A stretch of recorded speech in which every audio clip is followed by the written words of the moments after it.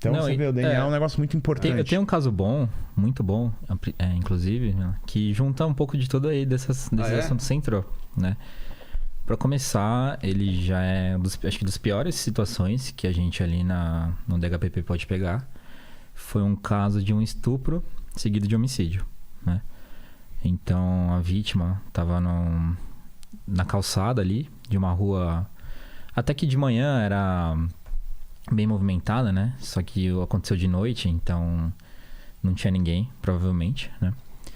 E aí quando eu cheguei lá para fazer, né, os exames, é um tipo de local que ele é meio difícil até de você conseguir muita coisa. Porque você tinha ali simplesmente a vítima, né? E aí, por conta de outros resultados, pela experiência, né, que a gente tinha ali, eu foquei muito em fazer coletas diretamente do corpo dela, né? Porque pensa, pro cara cometer esse crime, né, ele precisa ter muito contato ali com a vítima, né? E aí, fiz diversas coletas, na roupa dela, na mão dela, no pescoço dela. Isso que? Imaginando que ela tenha se defendido e encostou nele. Imaginando que ele pegou ela pelo pescoço. Essas coisas. E praticamente todas as coletas que eu fiz diretamente, né, no corpo dela, eu consegui pegar o DNA dele, né? E, cara, isso é aquela sensação... É aquela sensação, assim, daquele filme do Will Smith, sabe? A Procura da Felicidade. A Procura da Felicidade. Aquela cena final, assim. Essa é a sensação... Você quando tá sorrindo e tá todo mundo triste, assim. É aquela sensação que você fala, o meu trampo aqui fez a diferença. E esse caso, ele já começou assim, né? Cara, já é o contrário da sensação do Paquito aqui. Não é? Não é, cara? É totalmente o o trabalho contrário. dele não faz a menor Porque diferença. tudo tem eu. É tudo.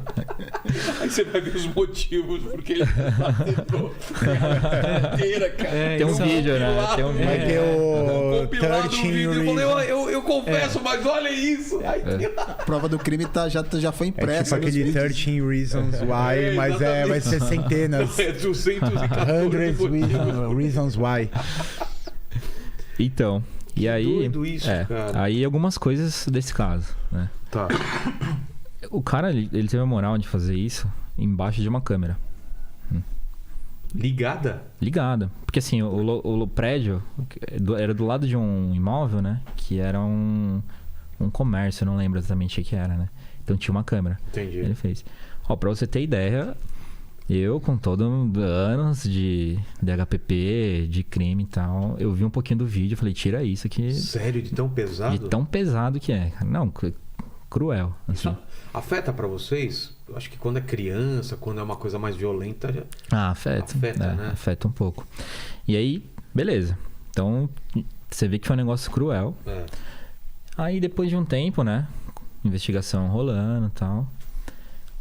Aparece a polícia militar.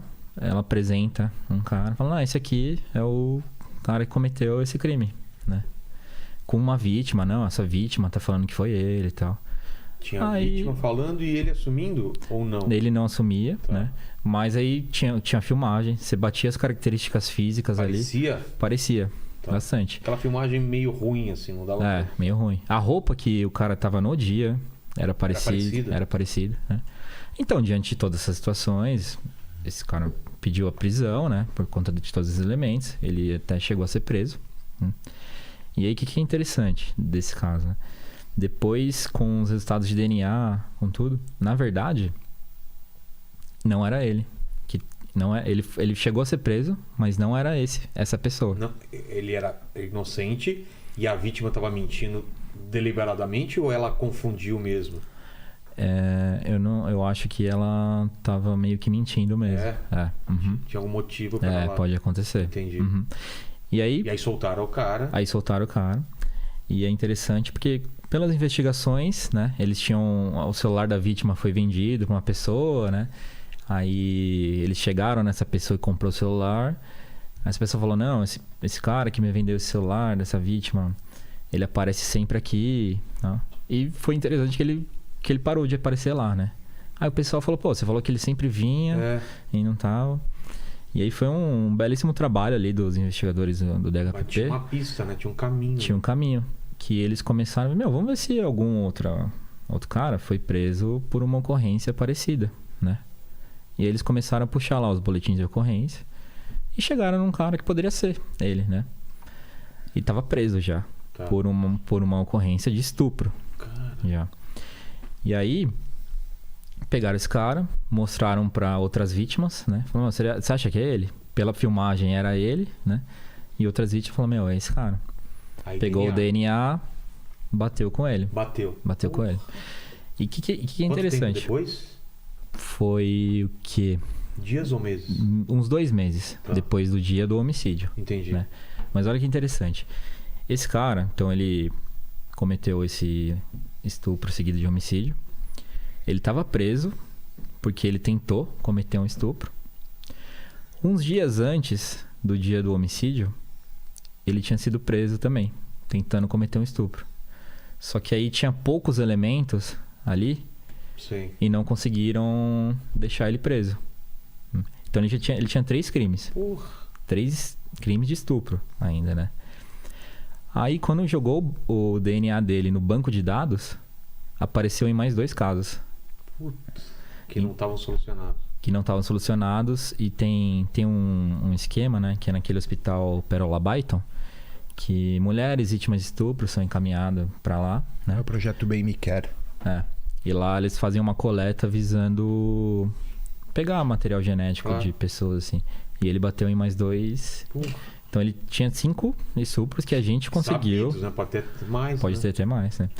E aí, pelo que eu conversei com o pessoal da investigação, né? Que conversaram com ele e tudo.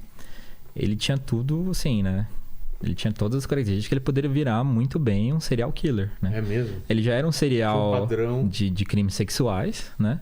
Mas pela maneira que tava indo, assim, ele poderia virar... Tava escalando, você acha? Tava escalando, né? Pelos relatos das vítimas, você vê que tem uma escalada de violência ali. E é interessante porque, pelo que o pessoal contou, né? Ele se fingia de morador de rua, sendo que ele não era. Ele até tinha um lugar pra morar, ele até tinha um emprego. Para as pessoas conhecidas, ele falava que ia fazer tal coisa. Sei. E ele se camuflava ali no... né? Na rua.